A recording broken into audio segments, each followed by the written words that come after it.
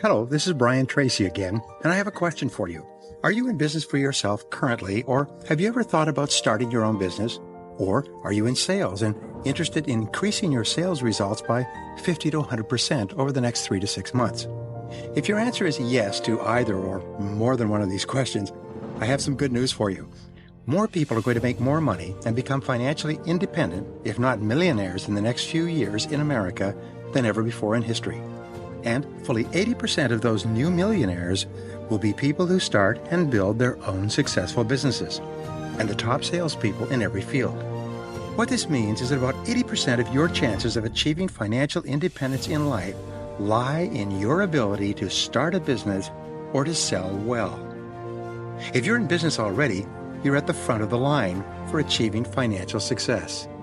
Your goal must be to operate your business with maximum efficiency so that you can maximize your profits at every step along the way. Now, if you're in sales, you owe it to yourself to learn how to be one of the highest paid people in your industry. Remember, in life, you can earn a little or you can earn a lot. The choice is largely up to you. No one is smarter than you and no one is better than you. If someone is doing better than you are financially, it's simply because they know more about what they are doing than you do at the current moment. All business skills, all sales skills are learnable. If you can drive a car, use a cell phone, or operate a computer, you can learn any business or selling skill. Once you learn a specific business skill, you can use it over and over again. Each time you use it, you get better and better at it and get better results in less time. This is the way most people achieve great personal and business success, and so can you. Why am I telling you this? Well, the average business owner earns between $60,000 and $100,000 per year. The average salesperson earns about $45,000 a year. Some, however, earn hundreds of thousands of dollars a year in the same fields, selling the same products and services to the same customers under the same competitive conditions. And some even earn millions.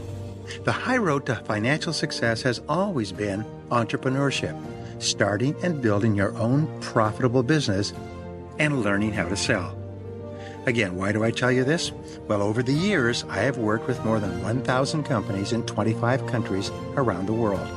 I have trained more than 3 million people and created thousands of millionaires in sales and entrepreneurship. I have personally started, built, managed, or turned around 22 companies. I have written more than 40 books and produced more than 300 audio and video learning programs on personal sales and business success. Well, we've now brought all of these things together, all the best ideas for starting and building a profitable business and for successful selling, and we're now making them available to you at low cost, fully supported with audios, videos, and workbooks to teach you how to become financially successful in your business or in sales or in both. We have created the Brian Tracy Online University of Sales and Entrepreneurship to show you the step-by-step processes that you can follow to increase your income, become financially independent, and eventually become a self-made millionaire. Brian Tracy Online University is designed for ambitious men and women like yourself who have two qualities. First, they recognize that to earn more, you must learn more. The ideal students for BTU realize that their key to the future is the continuous acquisition of knowledge and skill in business and sales. You probably know by now that you cannot achieve more by simply working longer and harder hours. Instead, you must learn how to operate your business with greater efficiency, effectiveness, and profitability. You must learn how to focus, concentrate, and sell more of your products and services to more customers at better prices. The only way that you can achieve business and sales success is by learning and practicing new strategies and techniques, and by applying these techniques to your business activities every single day. The second quality for students to attend Brian Tracy University is that they have the self-control, self-mastery, and self-discipline to invest at least 1 hour per week in learning how to sell or to run their businesses more profitably. As Napoleon Hill once said, self-discipline is the master key to riches. If you have this discipline, or you can develop it, your future can be unlimited. If you are in your own business or thinking of starting a business or in sales, The courses offered at Brian Tracy University will save you thousands of dollars and many years of hard work in achieving the same level of financial success. All the information you need to enroll is at briantracyu.com. But let me tell you briefly what you get when you become a student in the Brian Tracy University of Sales and Entrepreneurship. First of all, you will participate in a structured learning program built around a series of practical, proven methods, techniques, and strategies that you can use immediately to improve your business and your sales. You will learn how to make more sales faster and easier. You will learn how to boost your revenues and your profits. You will learn how to reduce costs and cut expenses. You will learn how to make better decisions and how to operate your business at the highest level of efficiency. Each lesson takes less than 1 hour to complete. You can move through the program faster or slower as you choose. Some students take 1 lesson per week, and other students take 1 lesson per day. It's up to you. It's completely self-directed learning. In addition, with your enrollment in these internet-based business and sales learning programs, you receive in the mail workbooks, CDs, DVDs, and books and articles that reinforce and support what you are learning. Within a few weeks or even days, you will be making better decisions, taking more effective actions, and getting better business and sales results than you ever thought possible. You will learn how to double your personal income and then double it again. You will learn the insights, ideas, and so-called secrets of success practiced by the most successful people in every business, large or small. Now, where do negative emotions, first of all, what are the most popular negative emotions? There's about 54 negative emotions in the textbooks, but the worst of all are fear.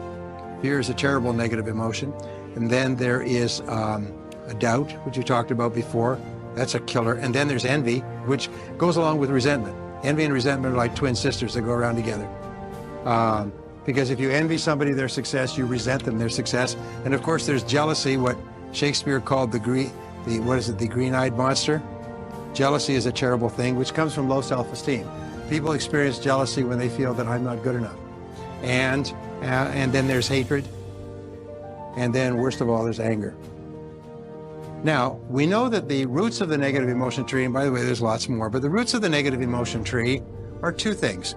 They are, first of all, this up here, they are justification. What we find is that it is impossible to have a negative emotion or a negative feeling of any kind unless you can justify it, unless you can explain why you are entitled to this negative emotion.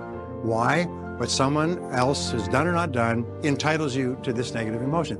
So if we stop justifying, in the Bible, which is a book on psychological and spiritual development, in the Bible, in the Sermon on the Mount, it says, judge not that you be not judged. You see, because if you judge, you become a hanging judge, you automatically condemn.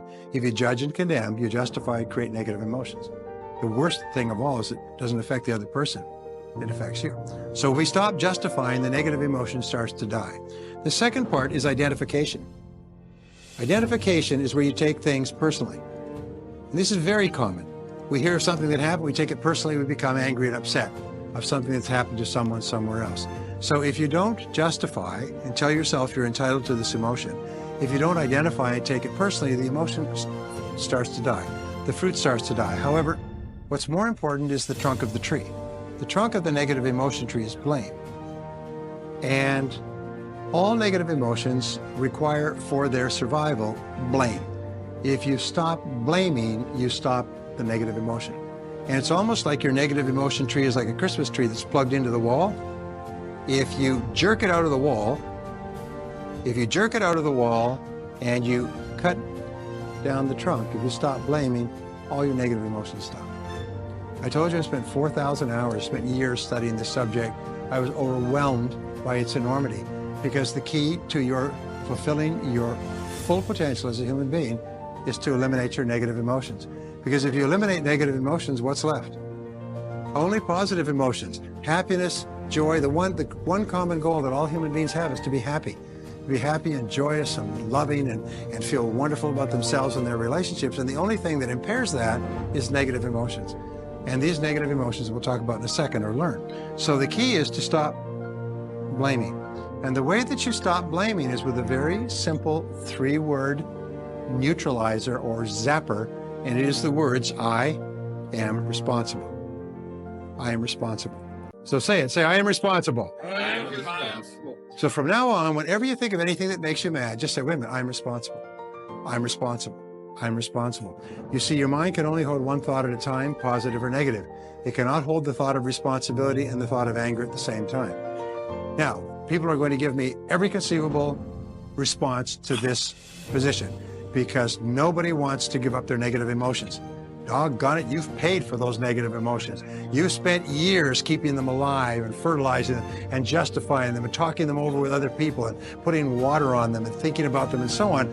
People love their negative emotions. To get them away, you almost need a crowbar to get people to give up their negative emotions. In fact, what we have found is that if you have just one negative emotion that you will not part with, that alone can sabotage your whole life. So the starting point of your achieving the greatness that is possible for you is to get rid of the negative emotions. So when we talk about I am responsible, your ability to respond in an effective way is the critical measure of how much you become as a human being. In other words, if you can respond effectively to crises, problems, upsets, which may not be legally your fault, if you can respond positively and effectively, it means that you've come a long way. It means you've become one of the best developed human beings on our planet. Because average human beings fall apart, get angry, blow up, go into chaos, throw fits, have tears, threaten to sue, and pour drink down their throat and everything else when they have a reversal, but not top people. Top people say, stay calm here. What's happened? Let's look at it. What do we do now? What's our next action, and so on. So by saying I am responsible, whenever you feel something angry, you neutralize the negative emotion. If you keep repeating the words, I am responsible, over and over again, pretty soon they become an automatic mantra. Something happens, you start to become angry, you instantly say, wait a minute, I'm responsible. So we know that no child is born with any negative emotions. Children come into the world and they have an incredible need for love. Love is the most powerful need that children have. The child needs love like roses need rain. They come in completely pure. They have no negative emotions at all, except for two. They have only two fears, fears of falling and fears of loud noises. All other negative emotions must be taught to the child from childhood. When a child comes into the world, they have two wonderful characteristics. First of all, they're completely uninhibited. They laugh, they puke, they pee, they poop, they cry, they do whatever they want. In other words, they're completely uninhibited. They have no inhibitions at all. As far as the child's concerned, the child can do anything. I can do anything. These are the words of the early child. The second characteristic a child comes into the world with is they're completely spontaneous. They do exactly what they want. They say what they want. They cry, they gurgle, they pee, they squeal, they play, they do whatever they want. They say, I don't have to do anything. You notice that with children? I don't have to. And so these are the two characteristics. Very early in life, because of mistakes that parents make in upbringing, especially destructive criticism and conditional love or withdrawn love, children begin to develop the two major clusters of negative habit patterns from which all others come. Almost emotional cancers, if you like. The first is they develop the inhibited negative habit pattern, or inhibitive negative habit pattern. The inhibitive negative habit pattern is characterized by the words, I can't. When the child is young, the child wants to touch and taste and smell and feel and get anything and touch things and grab knives and crawl around and run out in traffic. And parents often say, don't, get away from this, stop that, put that down. How many times have I told you? And they punish the child, at an early age when the child is incapable of comprehending why the parent is getting so upset. All the child hears is the parent's angry voice, and sometimes the physical punishment and the shouting and the putting in their bedroom or putting in their crib. The child at a very early age starts to develop this idea, I'm too little, I'm small, I'm incompetent, I'm incapable, I can't. So every time they try something, they get a spank or a punishment, I can't.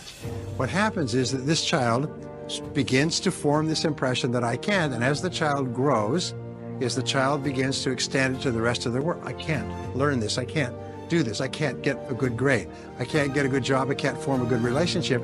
As adults, whenever the child is confronted with a new risky proposition for which there's no guarantees, the natural response is, I can't. What if I lose? What if it costs me money? We call this the fear of failure. And the fear of failure is the greatest single obstacle to success in adult life. Now here's an interesting thing physiologically, is the fears are actually experienced in the human body. And we feel it first of all in the solar plexus, then in the heart, then in the throat, then in the head, and sometimes in the bladder. Well, the next negative habit pattern, number 2, is called the compulsive negative habit pattern. And the compulsive negative habit pattern, which is the second constellation, is characterized by the words, I have to.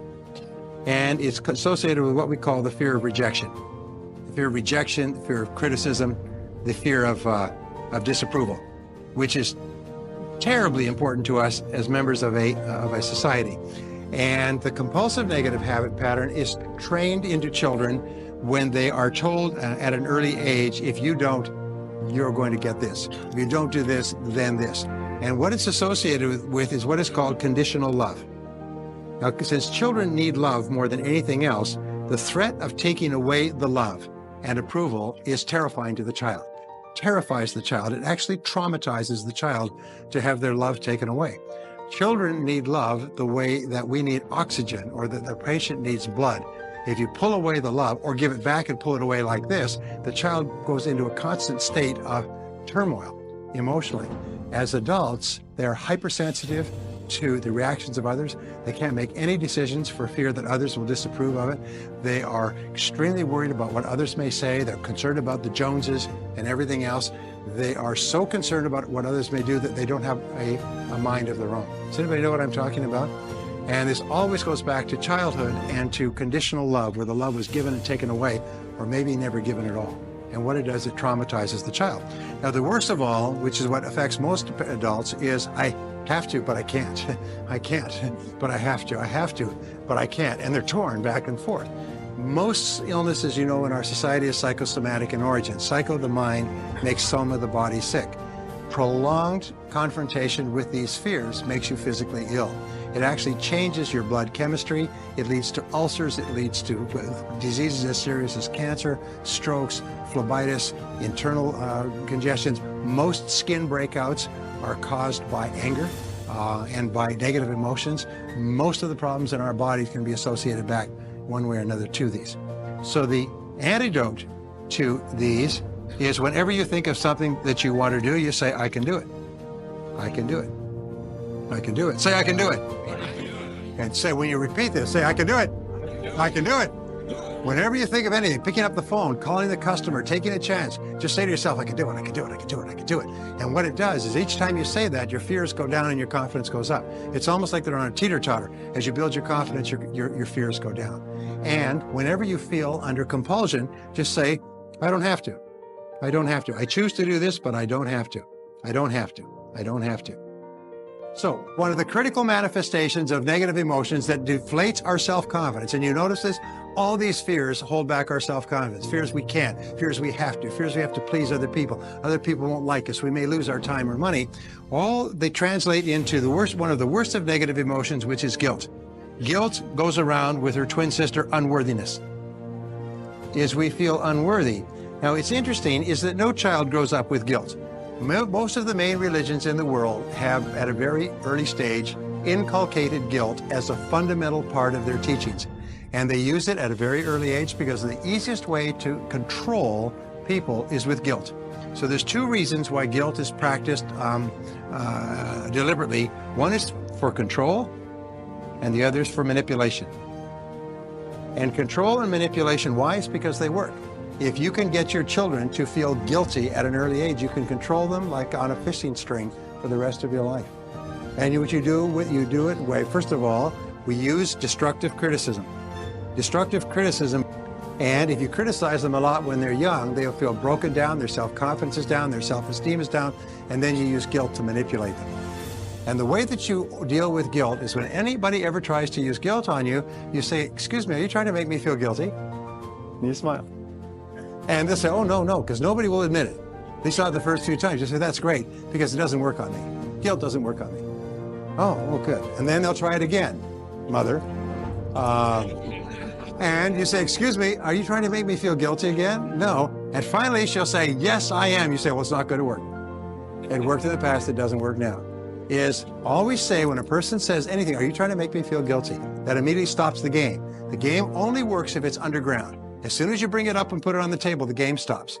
And you don't allow people to make you feel guilty, because guilt is totally destructive. It destroys your soul. It undermines your self-confidence. So the way that we get rid of guilt, and we'll talk about this in a couple of seconds, the final principle I have to teach you is the most important principle in self-confidence, the most important principle in personal development, and it's based around another law, and it's the law of forgiveness. The law of forgiveness. Now, the law of forgiveness says that you are a healthy person to the degree to which you can freely forgive and forget offenses against you. To the degree to which you cannot, you move down the human totem pole and you become a less and less person. A person who can forgive nothing is a person who's totally destroyed psychologically and emotionally. So how do you deal with forgiveness? Number one, forgive your parents. You do not become an adult until you have forgiven your parents 100% for every mistake they ever made. Remember, it's never too late to have a happy childhood, so just go back and forgive your parents. If they're no longer with you, forgive them and let them go. So the second thing, forgive any relationship that you ever had that didn't work out. Now, this is hard because it's so personal and it's so painful. But if you can forgive your parents, it's a real good warm-up. Most people are still mad at their parents in their 50s. If you then forgive every previous relationship, you accept that you were at least partially responsible for getting into the relationship. You were definitely responsible for staying in the relationship. You just say, I am responsible, I am responsible, I am responsible. I bless them and let them go. And just let it go. Because in letting them go, you set yourself free. By not letting them go, you're keeping yourself in prison, in an emotional prison. The third thing that you can do is forgive everybody else. Forgive everyone else in your life that has ever hurt you in any way.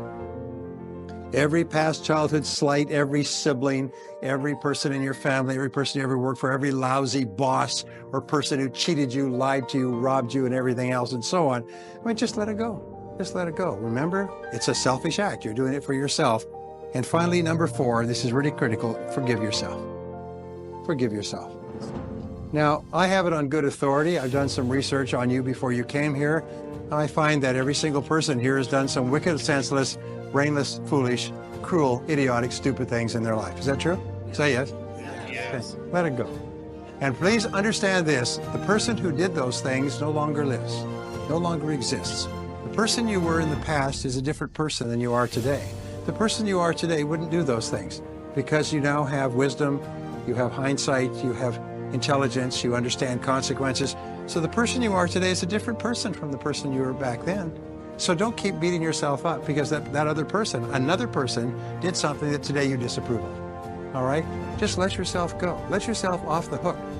And when you let it all go, it's almost like a huge burden off your back. You just forgive everybody and you forgive everything, and on a go-forward basis, you just forgive everybody.